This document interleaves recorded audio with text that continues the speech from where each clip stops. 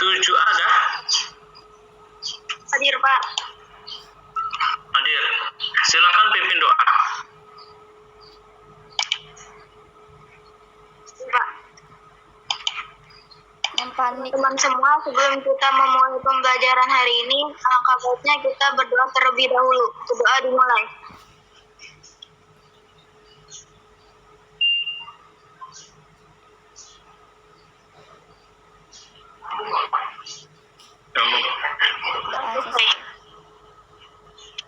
Alhamdulillah. Ya, kita tetap semangat ya anak-anakku kelas 7A BCDF. Hari ini Bapak Zoom-nya menggunakan Zoom dari sekolah sehingga bisa muat untuk semua peserta didik ya. Insya Allah kalau pekan lalu hanya 100 siswa yang bisa masuk dalam Zoom kita, minggu ini, pekan ini insya Allah semuanya bisa kita berbuat maya. Berharapkan foto kalian, videonya nampak ya, supaya Bapak cek. Hal ini untuk siapa, karena dalam kegiatan pembelajaran kita selama minimal 6 bulan ke depan ini, kita hanya bisa bertatap maya ya. Dan mungkin baru juga bisa mengingat kembali wajah-wajah kalian ya, sebanyak 200 anak lebih dalam waktu yang singkat, belum tentu baru bisa mengingat wajah kalian. Insya Allah kalian ketemu di perjalanan bisa menyapa Pak Heru apabila memang ketemu ya. Kan bang dari situ. Udah kamu kameranya nyalain itu ya. Ya, ini materi kita pekan yang lalu ya, kalian sudah Kok ada kameranya? masih ingat ya materi kita pekan yang lalu Ada emang kayak gitu aja. tentang sejarah perumunan Pancasila sebagai dasar negara ya.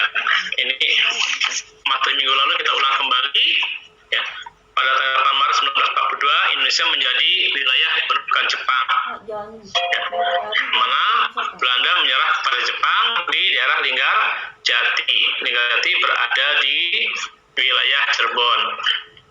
Dengan kedatangan Ini dong.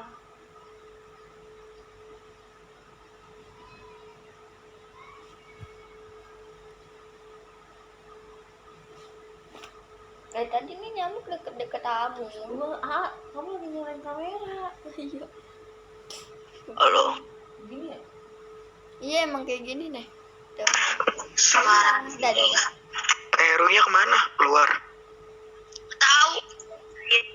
Keluar. Halo. Halo Pak. Halo Pak. Halo. Iya. Apa kau? Iya. Dapat. Apa sih Ari? Oi, mana? Iya. Dapat nak. Cari. Ya Allah. Mau jadi Pak Guru ini ceritanya. Mame. The bides. Masih. Si Awi mau Kagak ada. ke kambing. Kok hero-nya Jadi ngatain deh. Jangan gila. Sabar. Kali. rekam terakhirnya itu. Lihatin bang. Alu secerang ngaku bocah. Kali juga. Lah.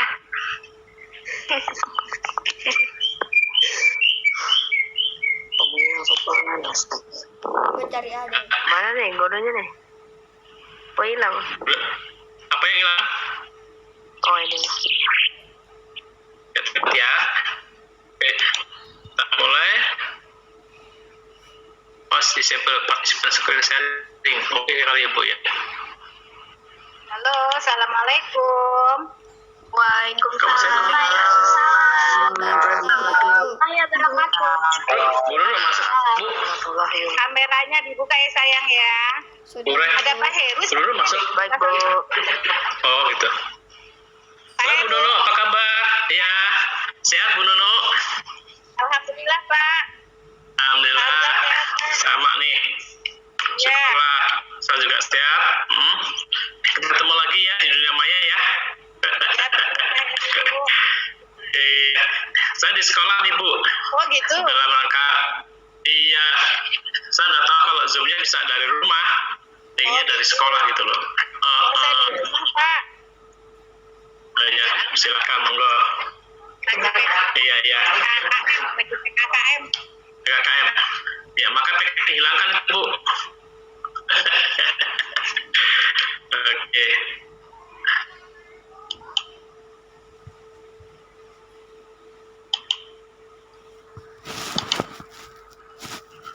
Host disable participant sharing apa itu Bu?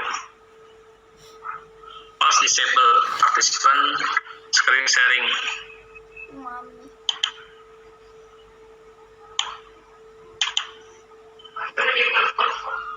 Hah?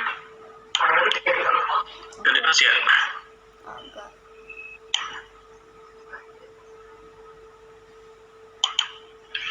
Jadi komputer. Share. Saya mau share screen-nya.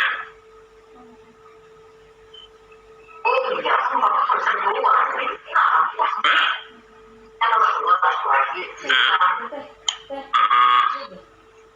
Lagi Zoom, videonya mainan kucing.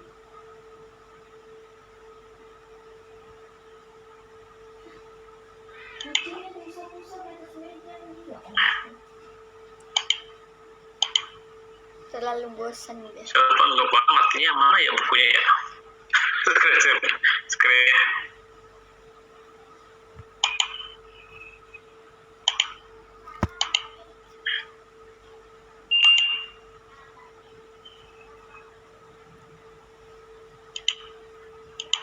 Ya. Sorry, terdengar suaranya? Dengar Pak. Suara tadi terdengar? Terdengar ya? Jelas Alhamdulillah. Dengar Pak. jelas. Buku paket belum diterima ya? Belum Pak. Belum, Pak. Belum Pak. Oke. Pekan lalu itu kan pernah Bapak share itu ya buku paket ya. Sudah di copy ke laptop belum atau ke komputer? Saya belum, Pak. Saya belum, Pak. Saya sudah, Pak. Saya sudah Sudah Pak. Saya belum, Pak. Saya Oke, sudah saya kalau Garuda Pancasila ya.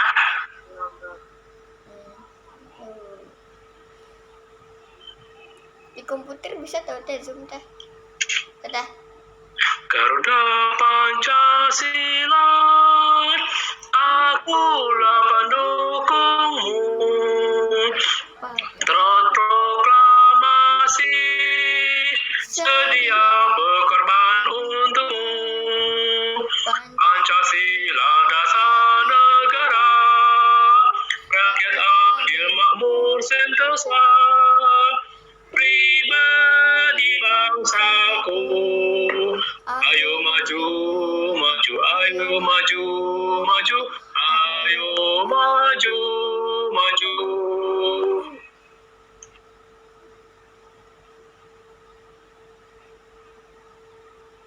Jelas banget.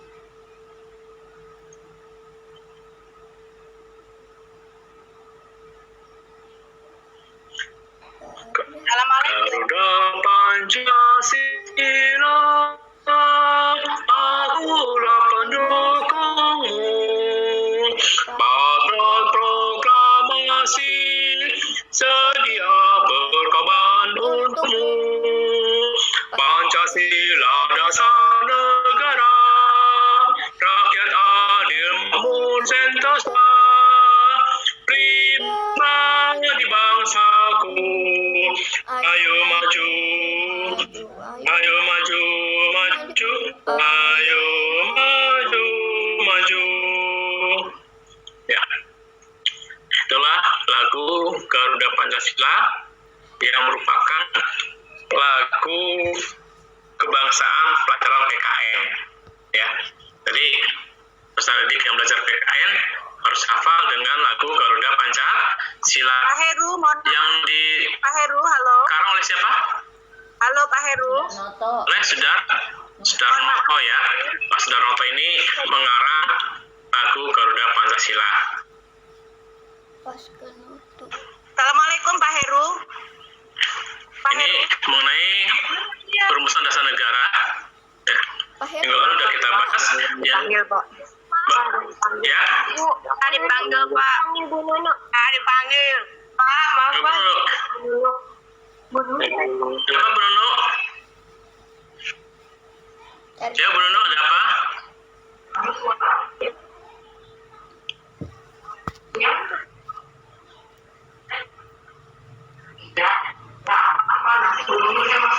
BC silakan masuk ke breakout room 8 ABC.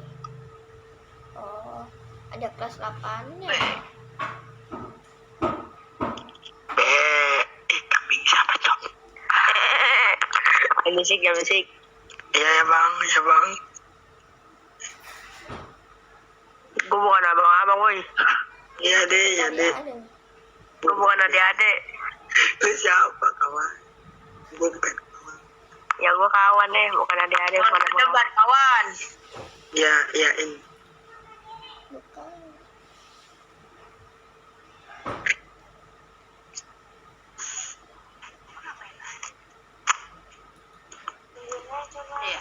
Katanya kawan. Masih kelas 7. Tanya kawan, ternyata lawan. Ya. Apa sih Arya? Sabarin kawan. Assalamualaikum anak-anak. Waalaikumsalam.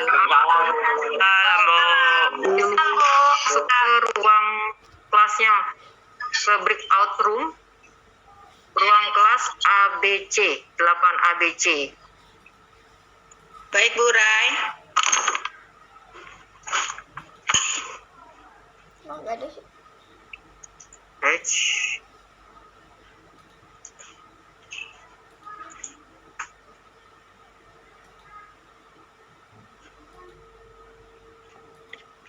Emang itu lagi aja orang yang mana?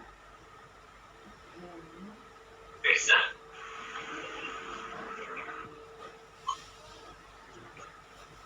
Pegel lagi katanya. Ya. Abdul Aziz sama Alia Terus. Dan kalau tanya, terus pokoknya kelas dan baik ya. Ini ada Jangan ngobrol gitu. Jangan ngobrol gitu. Alwi, Alwi Mama. Jadi, Ini namanya Abian itu ya.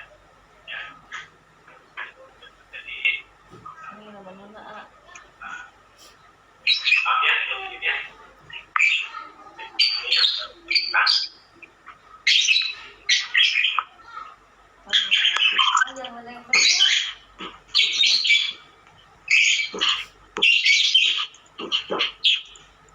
Rambutnya ya Allah, gak rambut gitu. Duduknya tegak dong. Duduknya.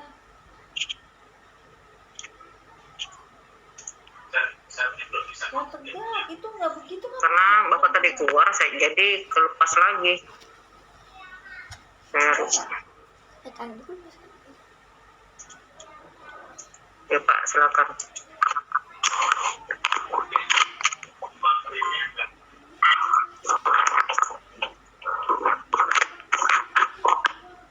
Hidungnya gede banget.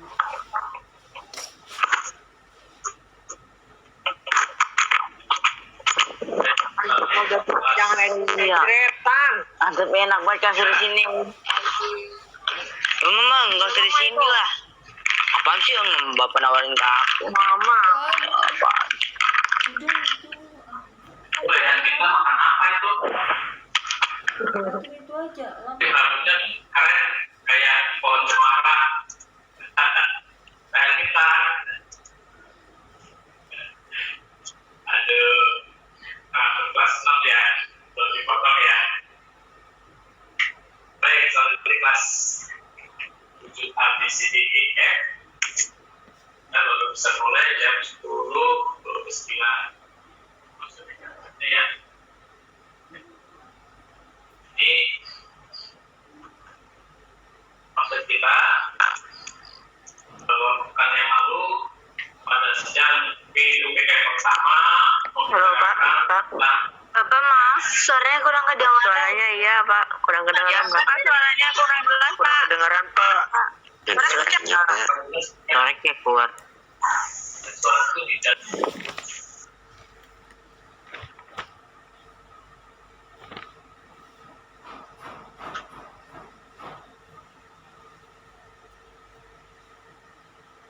jangan dikutak-atik, jangan gitu. Ntar gue mau nyatet sama.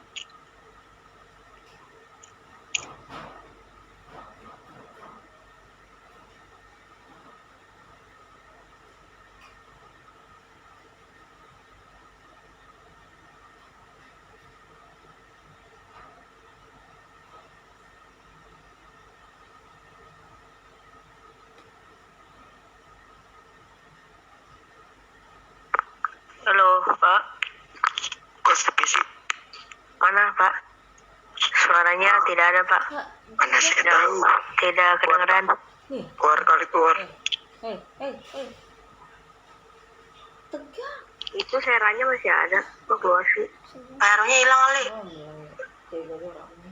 Bisa jadi Ya, aku nggak bisa tegak Ya terus. makanya belajar. Ngapain ini matiin? Oh iya. Ya, terdengar ya. Lupa suaranya bapak tutup mulutnya begini, jadi nggak kedengeran. Oh iya, Pak ya. Ya. Nah, ini pekan yang lalu, kan masih ingat bahwa Kanjeng Raden Tumenggung Rajiman Widyo Diningrat selaku siapa? Ketua BPUPKI. Ya. BPUPKI. Badan Penyelidik Usaha-usaha Persiapan Kemerdekaan Indonesia. Pada sidang pertamanya beliau menyatakan hanya membicarakan tentang rumusan dasar negara. Dan yang muncul berbicara pada saat itu adalah 3 orang, ya. 3 orang. Siapa saja? Ini adalah Mr. Muhammad Yamin. Ingat wajahnya ya. Wajah Mr. Muhammad Yamin. Beliau dari Sumatera Barat. Ya. Dari Yang menyampaikan 5 rumusan dasar negara. 5 rumusan. Kemudian pada tanggal Loh?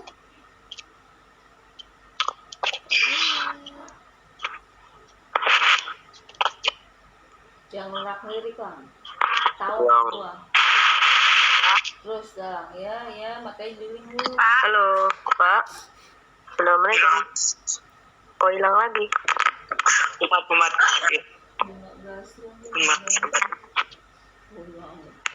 Halo. Hai. Welcome pertandingan kali. Ini hebat. Kate-kate. Nah, kamu tuh begitu. Iya. Lagi jalan-jalan sama Johnson.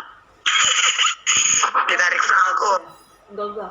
Dah bocah ML mulu dah. Iya. Diam apa diam? Kasih paham, Lep. Gabut muter klasik. Iya bang. Bewan. Diam. Kasih paham, Lep. Ntar ada guru terhormat lu. Itu gurunya ya. Jangan bisik. Oh iya. Rambut itu. Kenapa bangun tidur lah. Mati dulu basahin rambut semua. Ya. Nyisir cepetan jangan lama-lama.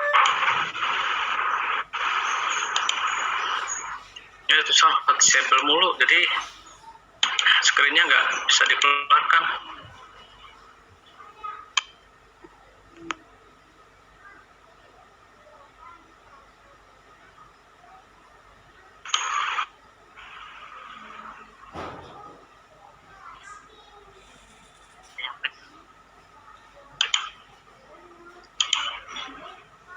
Ya, Bapak terputus mulu ya. Aku juga heran kenapa. Pusing. Oke. Ya, karena gangguan sinyal internet rupanya ini. Baik, kita lanjutkan. Setelah Isu Soekarno pada tanggal 1 Juni 1945, beliau menyebut rumusan dasar negaranya adalah Pancasila.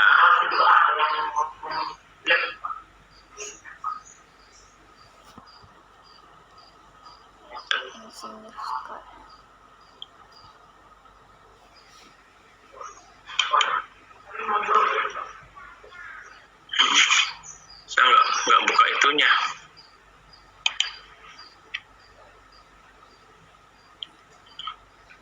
Ya, setelah sidang BPUPK yang pertama tentang rumusan dasar negara. Kemudian dibentuklah panitia 8 yang bertugas untuk menginput, mendata apa-apa saja yang menjadi rumusan, ya, apa saja yang menjadi rumusan atau hasil dari rapat BPUPK yang pertama. Setelah panitia 8 menyusun suatu rancangan selesai, kemudian dibentuklah panitia 9. Panitia 9 ini mengadakan sidang. Pertama adalah untuk menyusun suatu naskah yang kemudian disebut dengan nama Piagam Jakarta. Walaupun BPUPKI pada awalnya adalah untuk membicarakan dasar negara, tapi setelah Piagam Jakarta tersusun, BPUPKI juga berusaha untuk menyusun hukum dasar negara, yaitu Undang-Undang Dasar 1945. Nah, ini panitia 9 melaporkan hasil rumusan dasar negara pada saat sidang BPUPKI yang kedua dilakukan. Piagam Jakarta itu pada intinya adalah sama dengan rumusan pembukaan Undang-Undang Dasar 1945 yang sekarang kita kenal. Alinea pertama, kedua, ketiga, dan keempat. Pada alinea keempat, pada rumusan Piagam Jakarta terdapat rumusan negara berdasarkan kepada ketuhanan dengan kewajiban menjalankan syariat Islam bagi pemeluknya. Ya. Ini yang kemudian nanti pada tanggal 18 Agustus 1945, 7 kata tersebut dipermasalahkan oleh anggota sidang PPKI. Dan demi kelangsungan hidup bangsa Indonesia, maka 7 kata itu dihapuskan, diganti menjadi ketuhanan yang Maha Esa. Sampai sekarang, rumusan Pancasila yang digunakan adalah rumusan yang berasal dari Piagam Jakarta. Baik, kita lanjutkan. Pada 7 Agustus 1945, tugas-tugas BPUPKI selesai. Apa yang dihasilkan? Tugas BPUPKI yang pertama adalah telah disusunnya suatu rancangan dasar negara.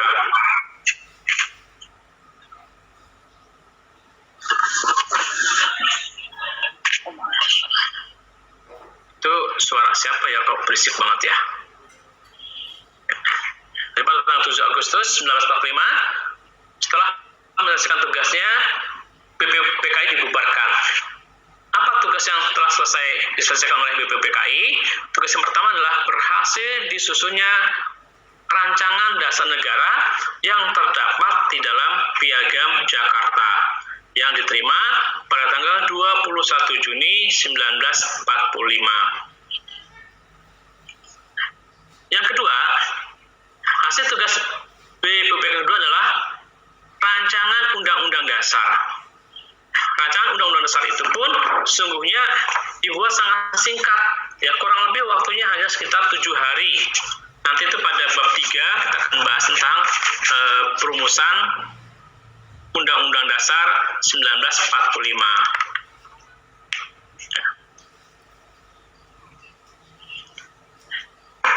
Setelah tanggal 7 Agustus 1945 tugas selesai, dibentuklah PPKI atau Panitia Persiapan Kemerdekaan Indonesia. Bahasa Jepangnya adalah Dokurizu Junbi Iinkai.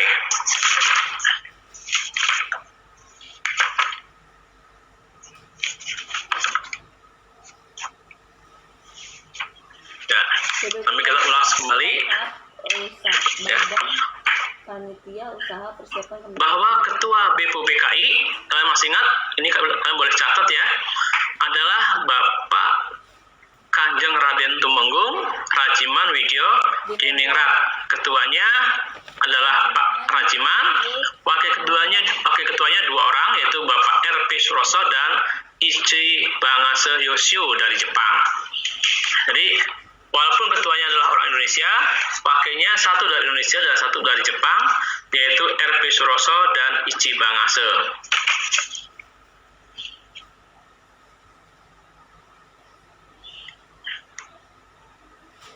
sejarah perumusan Pancasila sebagai dasar negara.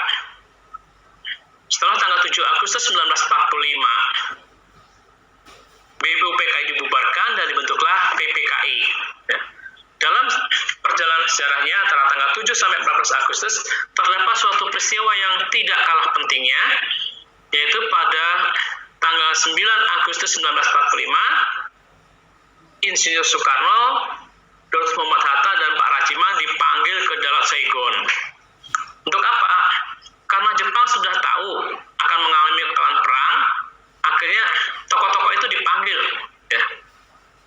Jadi sebelum PPKI mengadakan sidang, tokoh-tokohnya dipanggil untuk diberikan informasi mengenai tata cara pembentukan negara Indonesia merdeka.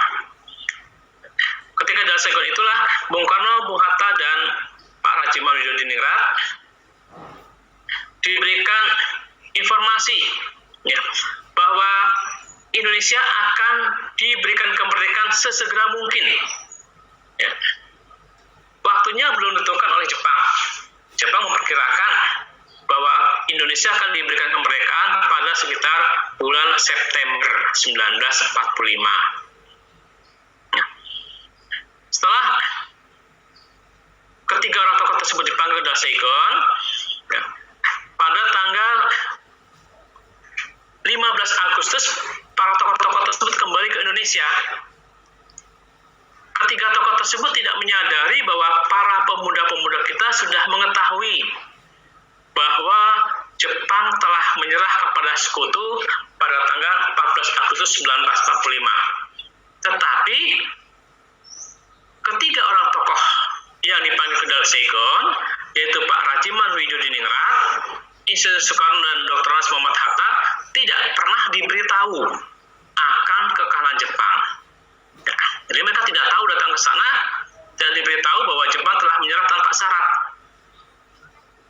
Artinya, kalau Jepang sudah menyerah tanpa syarat kepada sekutu pada tanggal 14 Agustus 1945, sesungguhnya Indonesia sudah bisa merdeka saat itu. Tapi karena ketiga tokohnya tidak pernah diberi informasi tentang kekalahan Jepang, ya, sehingga ketiga tokoh tersebut kembali ke Indonesia dengan tidak mempersiapkan tentang proklamasi kemerdekaan. Pak, suara putus. 15 putus-putus ya. Berarti mungkin terlalu cepat ya. Baik. Iya, Pak. Tanggal 14 Agustus mereka kembali ke Indonesia, tanggal 15-nya sampai ke Indonesia dituntut oleh para pemuda. Bung Karno, Jepang telah menyerah kepada sekutu. Kita telah merdeka, Bung Karno. Kita telah merdeka. Kita segera menyatakan kemerdekaan, Bung Karno. Bung Karno dengan tenang mengatakan, kami dari Dalat Saigon tidak pernah mendapat informasi akan kekalahan Jepang. Mengenai berita itu, akan saya tanyakan dulu kepada pimpinan militer Jepang di Jakarta. Ya. Akan kami diskusikan dulu, benar tidak berita itu? Karena kami dipanggil ke Dalat Saigon, tidak pernah mendapat informasi bahwa Jepang telah kalah.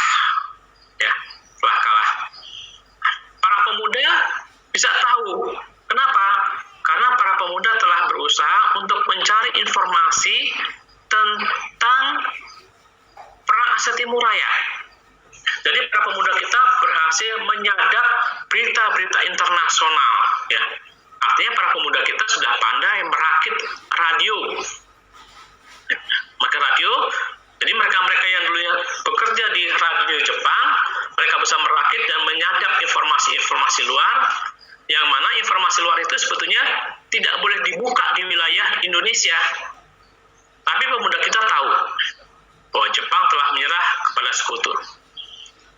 Tanggal 15 Agustus, para pemuda menuntut pada Bung Karno, kita segera merdeka, Bung. Bung harus segera memproklamasikan kemerdekaan. Jepang sudah tidak punya kuasa terhadap Indonesia. Bung Karno akhirnya mengatakan, akan saya tanyakan dulu besok ya pada tanggal 16 Agustus. Akan saya tanyakan dulu besok ke pimpinan Jepang, apa benar Jepang telah menyerah kepada sekutu? Nah, tentu saja jawaban dari Bung Karno tidak memuaskan hati para pemuda. Pemuda pun mengadakan rapat khusus. Akhirnya diambil kesimpulan, kalau Bung Karno besok menghadap kepada pimpinan Jepang di Jakarta, Bung Karno akan dipengaruhi sehingga kita tidak jadi merdeka. Kita tidak jadi merdeka. Apa yang dilakukan oleh para pemuda? Mereka sepakat ingin mengamankan Bung Karno dan Bung Hatta agar tidak dipengaruhi oleh Jepang. Tanggal 16 Agustus 1945 pagi hari, ya, pada saat itu sedang puasa Ramadan, Bung Karno dan Bung Hatta beserta keluarganya dibawa ke Rengas Dengklok. Rengas Dengklok itu sekitar sebelah timur dari wilayah Bekasi, ya, tidak jauh dari Bekasi lah. Apa yang dilakukan oleh para pemuda? Mereka ingin mengamankan Bung Karno dari pengaruh Jepang. Dan mereka mengatakan, Bung Karno, Bung Hatta, dan keluarga kami amankan ke Rengas Dengklok. Mengapa Rengas Dengklok? Rengas Dengklok itu tidak jauh dari Jakarta. Rengas Dengklok adalah termasuk pusat kekuatan pasukan-pasukan peta yang sebagian besar dikuasai oleh pemuda-pemuda Indonesia. Mereka mengatakan, Bung Karno, Bung Hatta tetap di sini. Nanti sore hari akan terlihat, ya, terjadinya peristiwa dahsyat di Jakarta. Kami akan melakukan penyerbuan kepada bala tentara Jepang. Kami ingin melucuti senjata Jepang. Ya. Akhirnya sebagian tokoh-tokoh pemuda membawa Bung Karno dan Bung Hatta ke Rengas Dengklok. Sebagian besar lagi melakukan konsolidasi, melakukan pertemuan dengan pimpinan militer Jepang. Karena pasukan Indonesia, para pemuda kita sudah pandai berbahasa Jepang, punya jabatan militer cukup bagus, akhirnya menemui komandan-komandan mereka di Jakarta. Yang intinya adalah meminta dengan baik-baik kepada Jepang untuk menyerahkan senjatanya kepada para pemuda. Mereka mengatakan Jepang telah menyerah kepada sekutu. Jepang tidak punya kuasa lagi terhadap Indonesia. Sebagaimana dulu yang disampaikan oleh Jepang dengan pembentukan pasukan militer, dengan para pemuda dididik militer untuk mampu menjaga dan mengamankan wilayah Indonesia. Jadi para pemuda menawarkan, satu, meminta kepada pasukan Jepang, bala tentara Jepang menyerahkan sebagian senjata-senjata mereka kepada para pemuda. Ya, pemuda dengan berani berdiplomasi seperti itu, karena mereka juga sudah punya kemampuan militer. Yang kedua, apabila Jepang menolak permintaan para pemuda, maka Jepang akan dihancurkan. Ya, maka Jakarta akan dibakar. Para pemuda akan menyerang kepada pasukan-pasukan Jepang. Jepang dalam hal ini mempunyai posisi yang tidak menguntungkan. Mengapa? Karena Jepang mempunyai terikat, ya, adanya keterikatan dengan pasukan sekutu bahwa Jepang tidak boleh melakukan perubahan-perubahan sosial politik di wilayah yang dikuasai. Ya.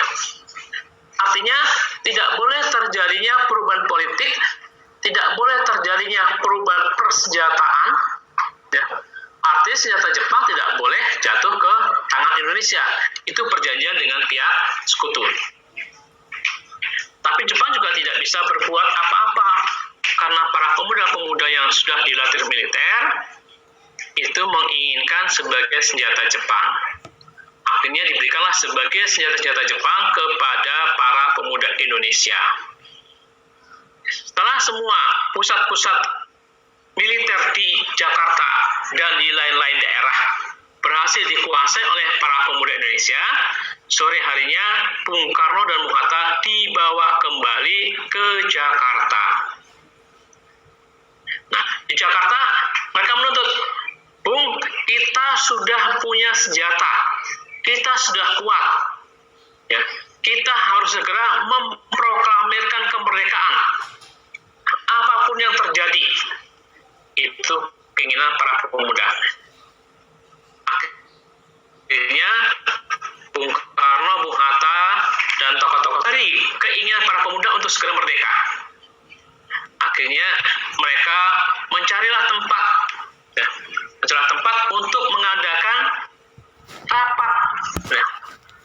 Akhirnya atas kebaikan Laksamana Muda Maeda, pasukan militer Jepang yang punya simpati terhadap perjuangan Indonesia, mempersilahkan para pemuda untuk rapat di rumah Laksamana Muda Maeda. Laksamana Muda Maeda mengatakan, "Tuan-tuan silakan rapat di rumah saya. Tuan-tuan akan aman. Tidak akan ada polisi rahasia Jepang." Nah, ini polisi rahasia Jepang ini intelijennya bisa menangkap para pemuda-pemuda kita. Kalau tuan-tuan rapat di rumah kami, maka tuan-tuan akan aman. Tentu saja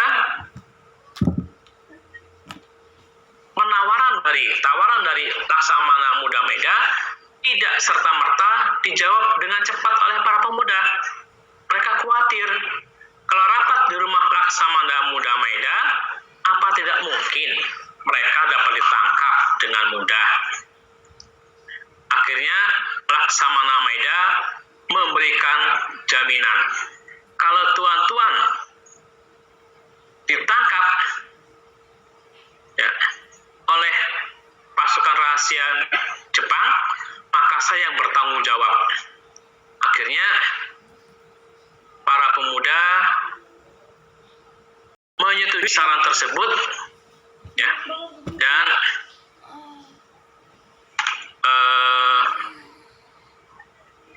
masuk ke rumah Laksamana Muda Maeda untuk mengadakan sidang. Di rumah Laksamana Muda Maeda itulah disusunlah teks proklamasi. Ya.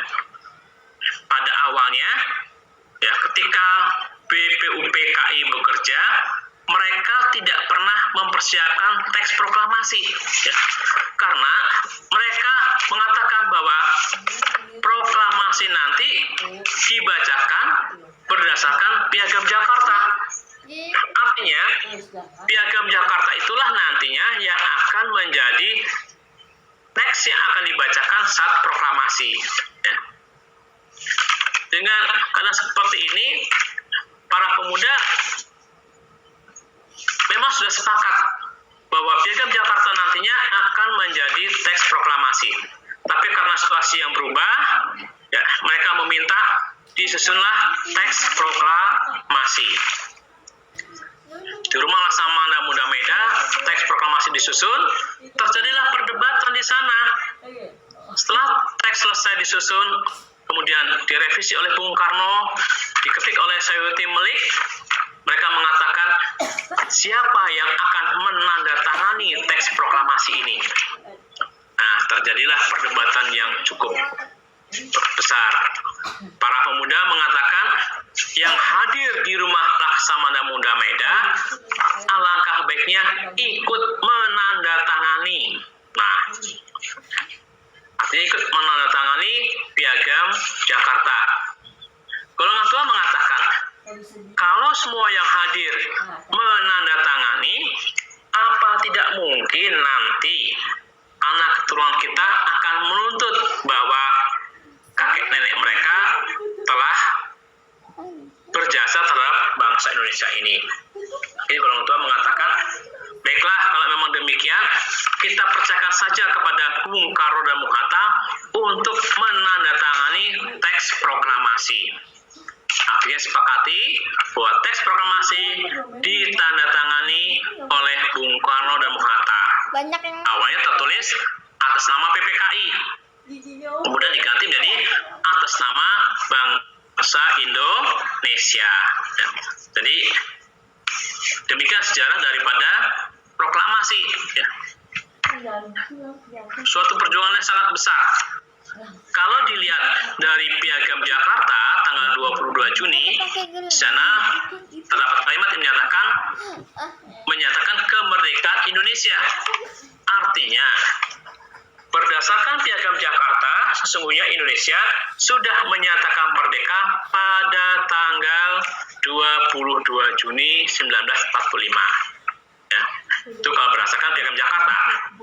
Tapi berdasarkan fakta sejarahnya, Yang ketahuan kan diomelin. dibacakan oleh Bung Karno tanggal 17 Agustus 1945.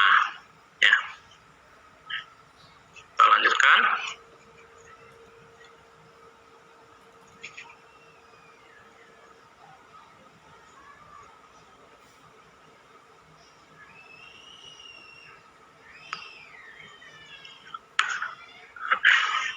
Nah ini, kawan Jepang diketahui oleh kaum muda, mereka menginginkan proklamasi kemerdekaan secepatnya. Anak-anakku sekalian, seandainya kemerdekaan Indonesia itu tidak diperjuangkan oleh para pemuda, dan mengikuti saran Bung Karno bahwa Indonesia akan diberikan kemerdekaan pada bulan September 1945, maka lambang negara kita, Garuda Pancasila, tidak akan sama seperti ini. Mengapa? Kita melihat bahwa Garuda Pancasila adalah lambang negara Republik Indonesia.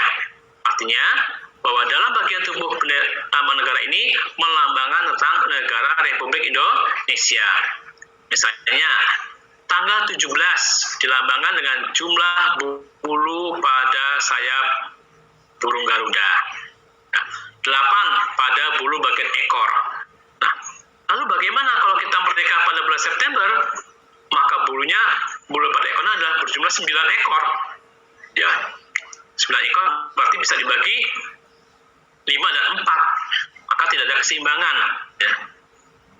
Kalau 8 ini kan pas, 4 ke kanan, 4 ke kiri. Nah, ini anak-anakku tentang sejarah perumusan Pancasila sebagai dasar negara. Nah, ini foto tentang sidang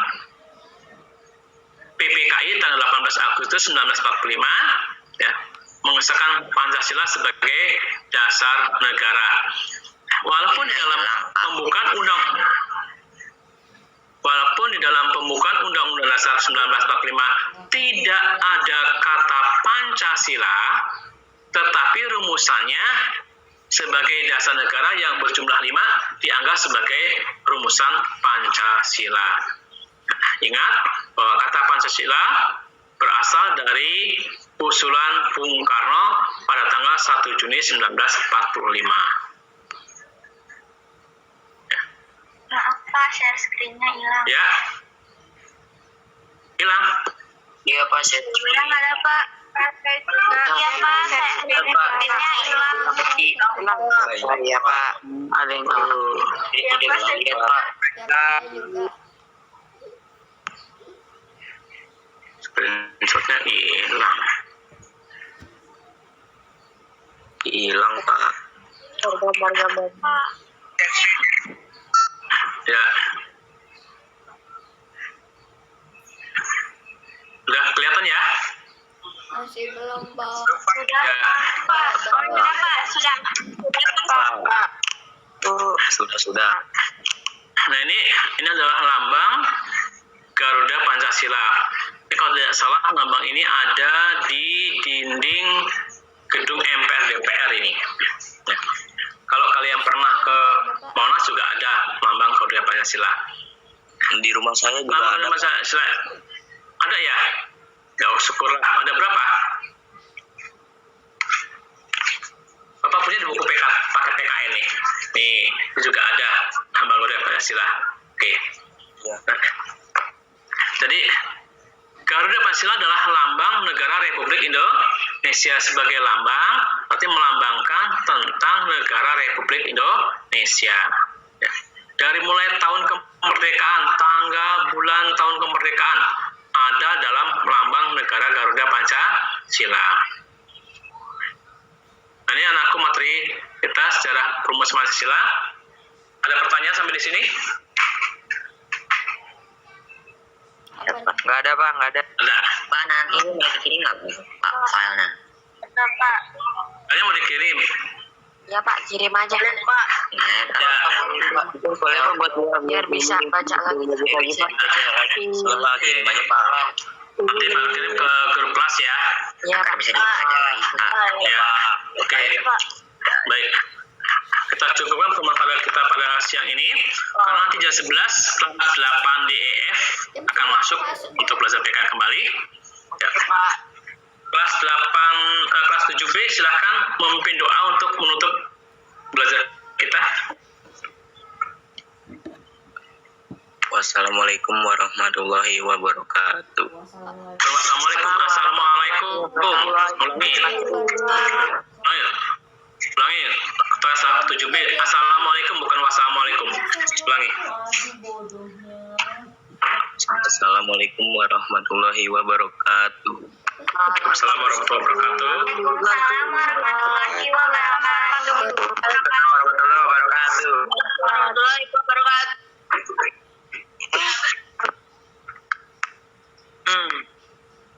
Di sini langsung Ya.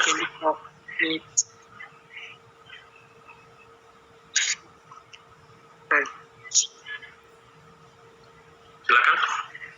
Ngapain? Pimpin doa.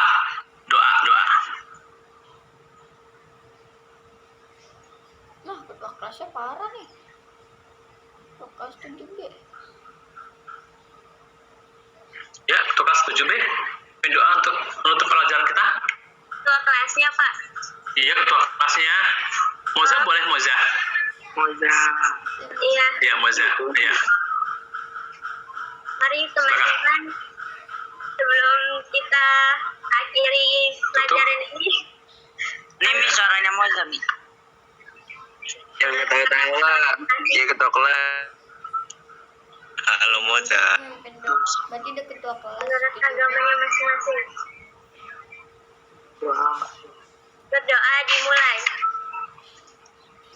Bismillahirrahmanirrahim.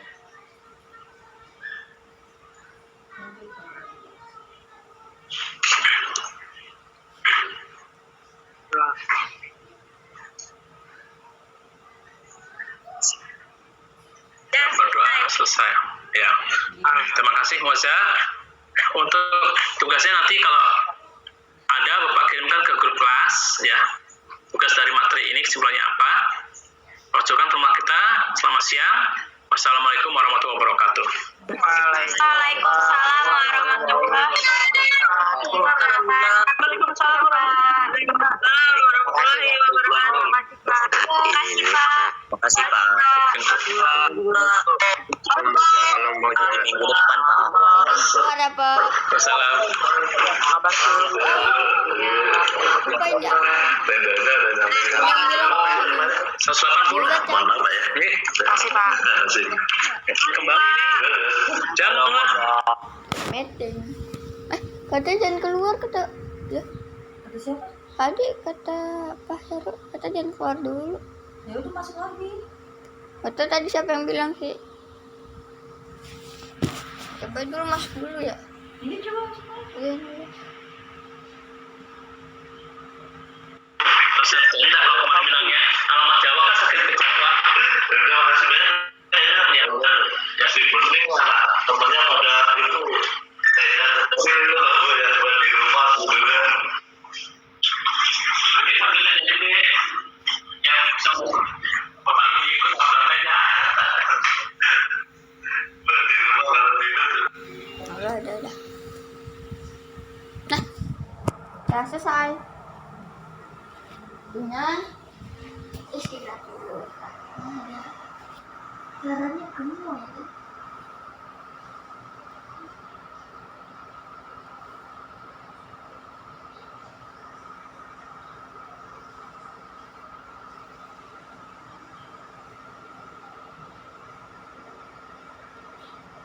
Ini di stop dulu videonya. Oh iya, lupa.